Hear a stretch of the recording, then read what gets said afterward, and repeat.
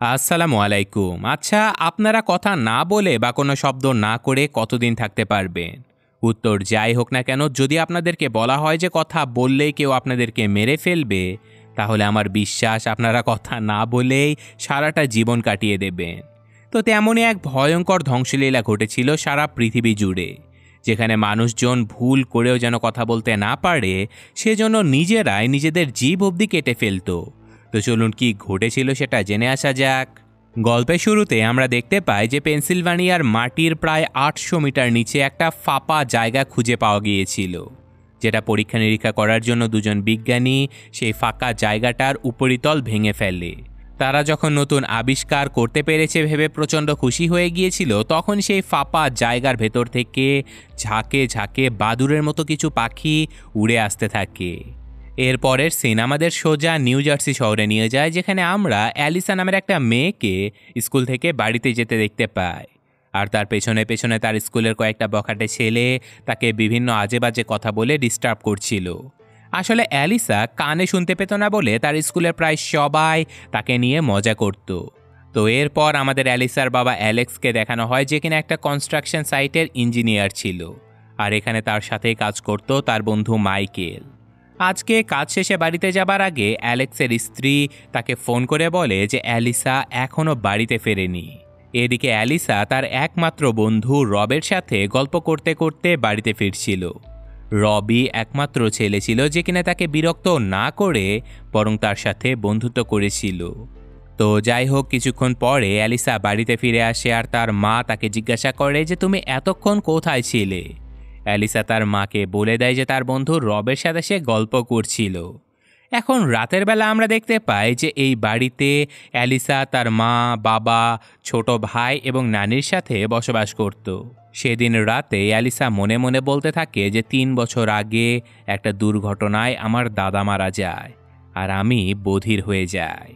তো এইসব কিছু মনে মনে বলতে বলতেই সে ঘুমানোর আগে তার বন্ধু রবের সাথে কিছুক্ষণ টেক্সটিং করে। আর তারপর অ্যালিসা ঘুমিয়ে গেলে মধ্যরাতে হঠাৎ করে তার মা তাকে জোর করে ডেকে তুলে বলে যে জলদি ঘুম থেকে ওঠো, দেশে কিছু ভয়ঙ্কর ঘটনা ঘটেছে। তারা দ্রুত টেলিভিশনের খবরে দেখতে পায়, যেখানে বলা হচ্ছিল যে দেশে ভয়ঙ্কর কোনো কিছু একটা হামলা করে দিয়েছে। বেশ কয়েকটা প্রভিন্সে হাজার হাজার মানুষ মারা যাবার খবর পাওয়া গেছে। এইসব খবরের মধ্যে পাশের বাড়ি থেকে অ্যালেক্সের বন্ধু মাইকেলও চলে আসে। তারা প্রথম এটাকে সন্ত্রাসী হামলা মনে করেছিল, কিন্তু কিছুক্ষণ পরেই তারা সোশ্যাল মিডিয়াতে ভাইরাল হওয়া কিছু ভিডিও ফুটেজ দেখে বুঝতে পারে যে এটা কোনো মানুষের হামলা নয়, কোনো রহস্যময় প্রাণী হামলা করেছে যাদের সামনে কোনো শব্দ করা যাবে না। এরপর তারা বাইরে গেলে দেখতে পায় যে বেশ কয়েকটা যুদ্ধজাহাজ উড়ে যাচ্ছে পরিস্থিতি নিয়ন্ত্রণ করার জন্য। আর তারপর তারা অন্য একটা চ্যানেলে খবর দেখে শিওর হয়ে যায় যে লাখ লাখ বছর আগে মাটির প্রায় ১ কিলোমিটার নিচে আটকা পড়া কিছু রহস্যময় বাদুড় গোত্রীয় প্রাণী পৃথিবীব্যাপী ছড়িয়ে পড়েছে। আর এগুলোই এখন রাক্ষসের মতো চারপাশে মানুষ খেয়ে বেড়াচ্ছে। তারা চারপাশের পরিস্থিতি দেখে বুঝতে পারে যে তাদের পাশের শহরে অলরেডি এই জন্তুগুলো হামলা করে দিয়েছে, অর্থাৎ খুব জলদি হয়তো তাদের শহরেও এই জন্তুগুলো হামলা করবে। তাই তারা সিদ্ধান্ত নেয় যে এই শহর থেকে দূরে অন্য কোথাও নিরিবিলি গ্রামে গিয়ে তারা নিজেদের জীবন বাঁচিয়ে নেবে। তো যেই ভাবা সেই কাজ। তবে তারা বের হবার আগে মাইকেল তার সাথে একটা বন্দুক নিয়ে নেয়। এটা দেখে অ্যালেক্সের ছোট ছেলেটা মাইকেলের সাথে করেই গাড়িতে যেতে থাকে।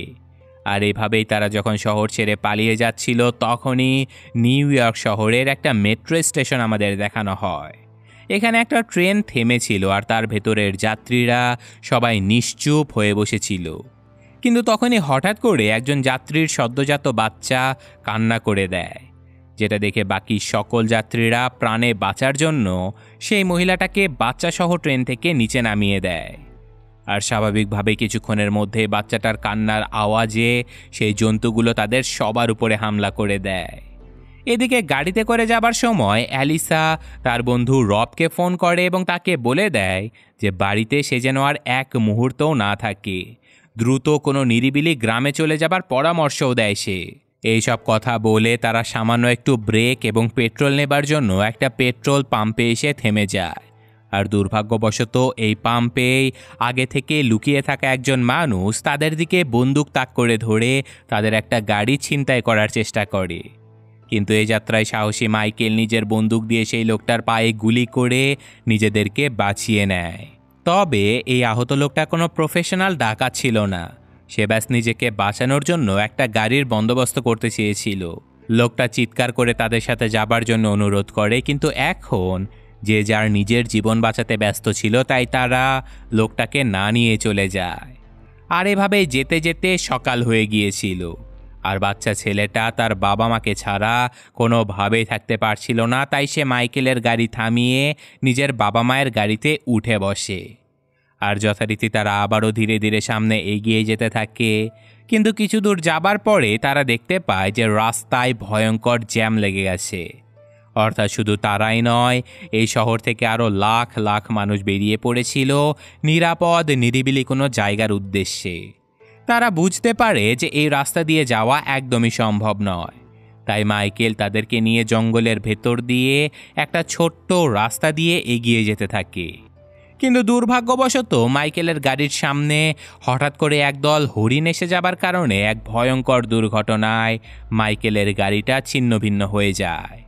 আর বেচারা মাইকেল খুব বাজেভাবে সেই গাড়ির ভেতরে আটকা পড়ে যায়। অ্যালেক্স এবং তার পরিবার মাইকেলকে সেখান থেকে বের করার অনেক চেষ্টা করে, কিন্তু কোনোভাবেই তাকে বের করা সম্ভব হচ্ছিল না। মাইকেল বুঝে যায় যে সে আর বাঁচতে পারবে না, তাই সে তার বন্ধুকে এখান থেকে চলে যেতে বলে। কিন্তু স্বাভাবিকভাবে অ্যালেক্স সেখান থেকে কোনোভাবেই যেতে চাচ্ছিল না বলে মাইকেল নিজের বন্দুক তাক করে ধরে তাদেরকে সেখান থেকে চলে যেতে বাধ্য করে। কিন্তু দুর্ভাগ্যবশত অ্যালেক্স যখন নিজের পরিবারের সাথে গাড়িতে ফিরে এসেছিল তখনই অতর্কিত একটা রাক্ষসে পাখি এসে তাদের গাড়িতে হামলা করে দেয়। এটা দেখে তারা সবাই নিশ্চুপ হয়ে গেলেও তাদের সাথে থাকা কুকুরটা পাখিগুলোর উপরে চিৎকার করতে থাকে। কুকুরটার কারণে শত শত রাক্ষসে পাখি এসে তাদের গাড়িটা ঘিরে ফেলে। আর এই ঘটনাটা আবার ধ্বংসপ্রায় গাড়িতে পড়ে থাকা মাইকেল বুঝতে পারে। তাই সে নিজের কাছে থাকা গুলি চালিয়ে জোরে জোরে শব্দ করে সেই পাখিগুলোকে নিজের কাছে ডেকে নেয়।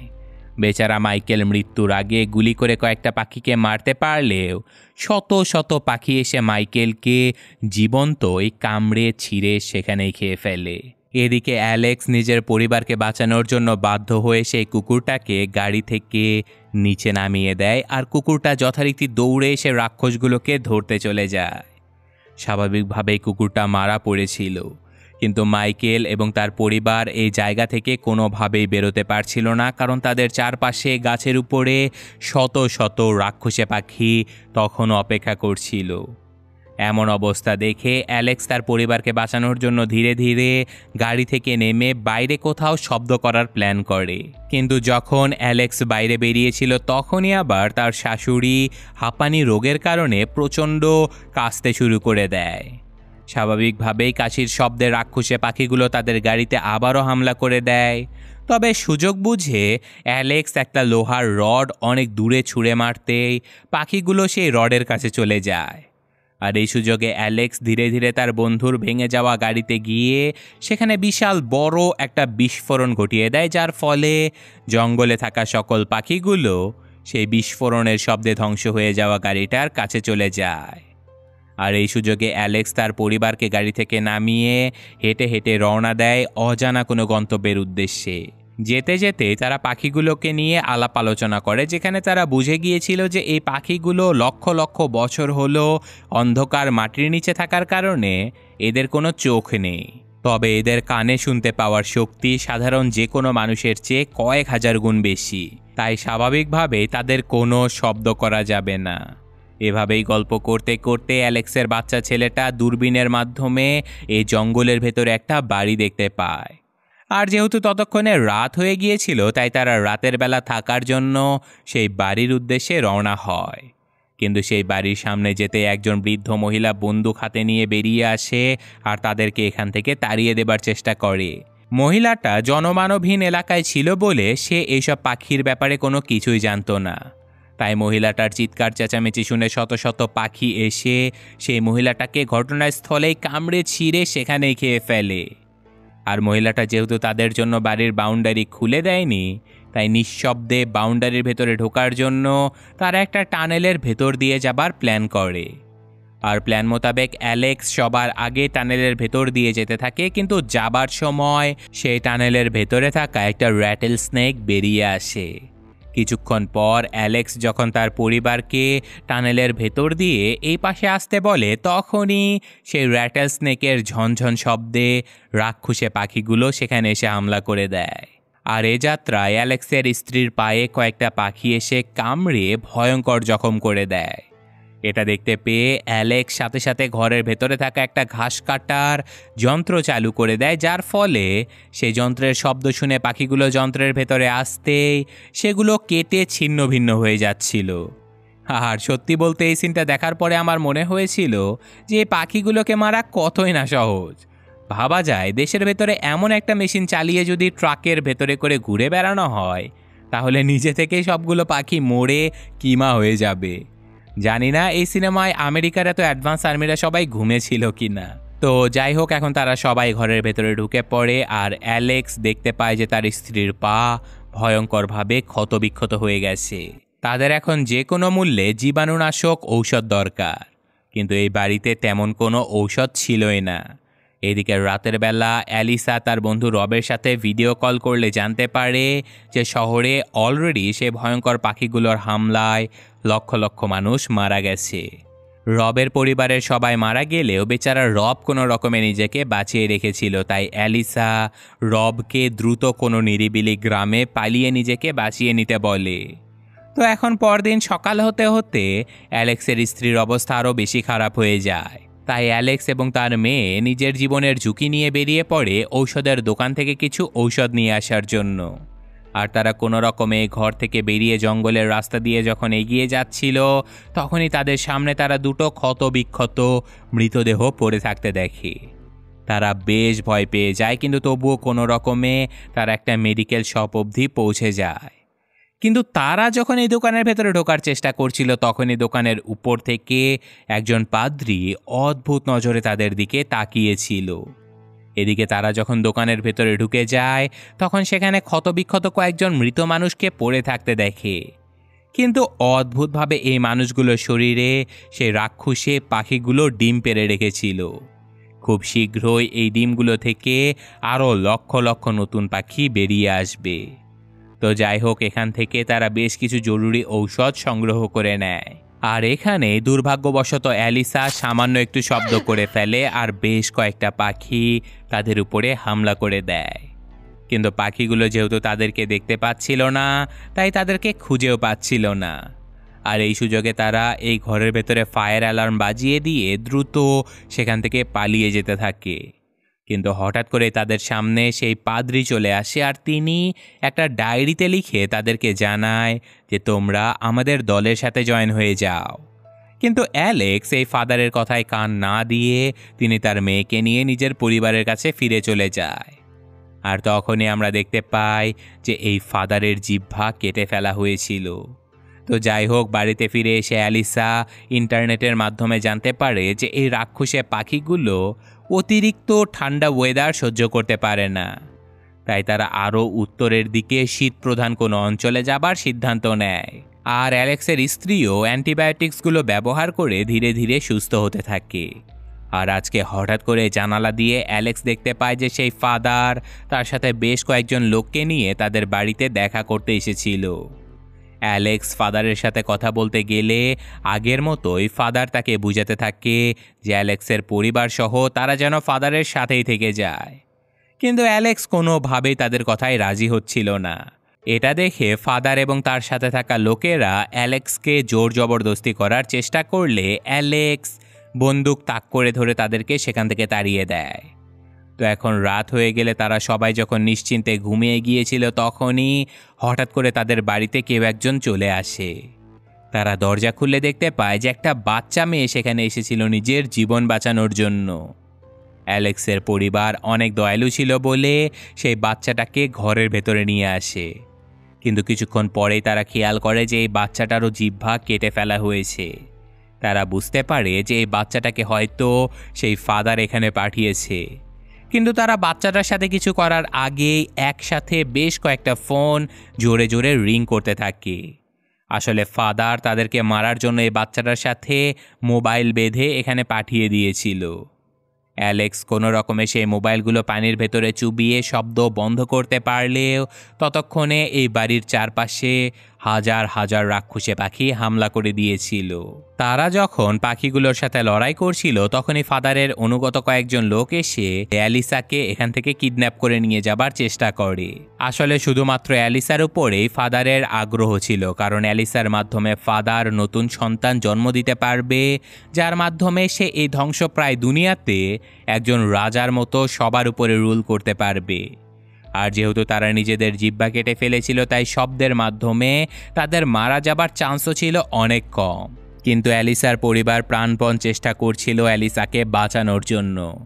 আর এই চেষ্টা করতে গিয়েই অ্যালিসার নানি দুজন কিডন্যাপারকে ধরে চিৎকার করে দেয়, যার ফলে শত শত পাখি এসে সেই কিডন্যাপার দুজনকে সহ অ্যালিসার নানিকেও খেয়ে ফেলে। অর্থাৎ অ্যালিসার নানি অ্যালিসাকে বাঁচানোর জন্য নিজের জীবন বিসর্জন দিয়ে দিল।